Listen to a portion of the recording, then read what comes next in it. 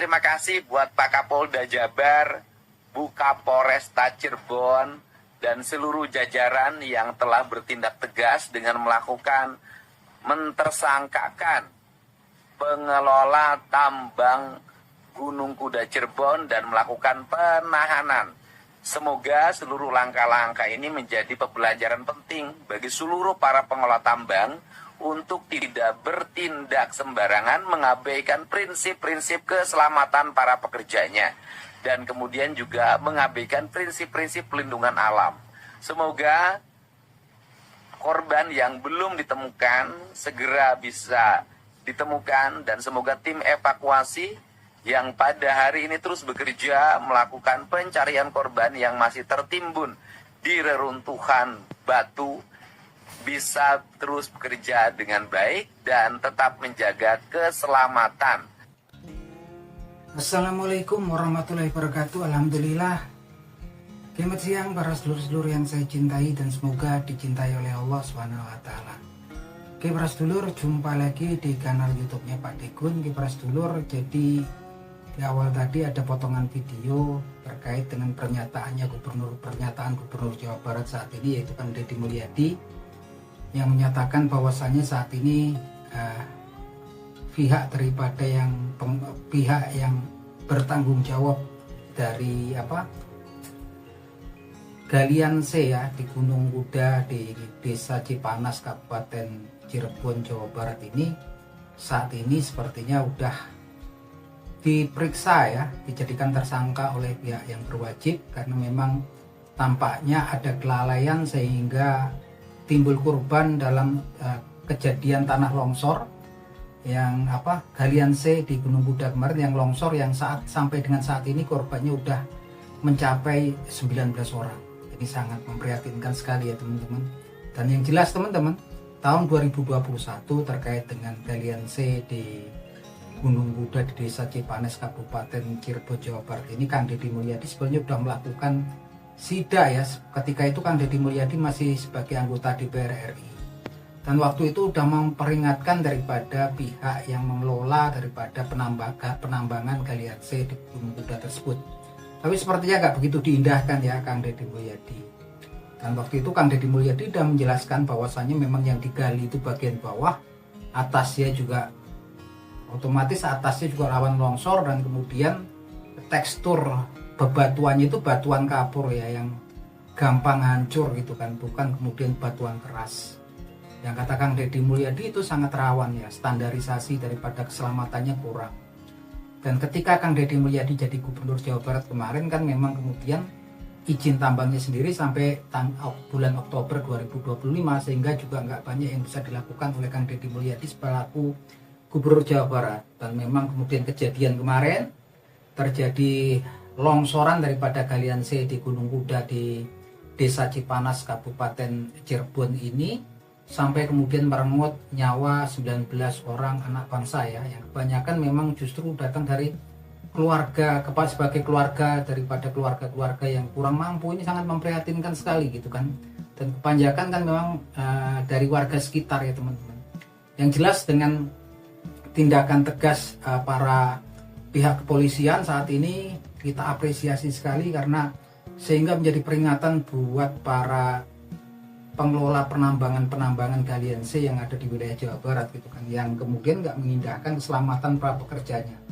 Kalau dibiarkan ini kasihan ya gitu kan, nggak ada efek jerahnya. Dan yang jelas ini pastinya konsekuensi hukumnya ini berat sekali dan menjadi pembelajaran buat pengelola tambang galian C lain yang ada di wilayah Jawa Barat. Karena saya sendiri sebagai warga Cianjur di Jawa Barat juga melihat di sekitaran area Cianjur tuh, dari itu juga banyak ya, area Cikalong segala macam tuh galian C itu banyak gitu kan. Cuman memang kalau di area Cianjur itu saya lihat memang batuannya Cianjur terus Bogor ya, masuk ke Cariu gitu ya. Kalau Cianjur tuh area Cikalong Kulon, dan kemudian masuk area Bogor tuh masuk wilayah Cariu segala macam itu.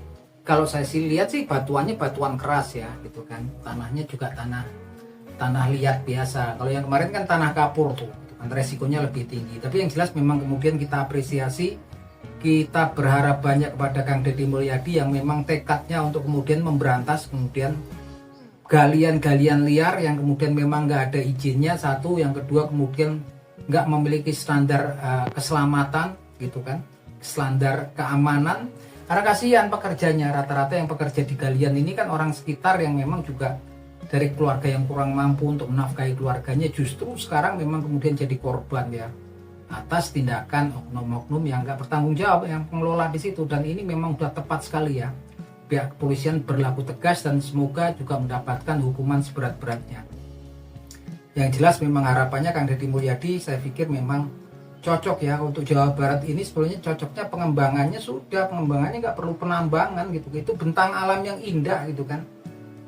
Yang perlu dikembangkan adalah kemudian sektor industri, karena memang kemudian saat ini industri, pabrik-pabrik investasi di Jawa Barat itu luar biasa berkembang ya, kayak di Cianjur, di Sukabumi, di Kabupaten Subang, di Karawang, Cirebon, ini kan mulai berkembang pesat. Apalagi kalau kayak di Cianjur ya, karena memang UMR-nya relatif lebih rendah dari kabupaten-kabupaten lain yang ada di Jawa Barat.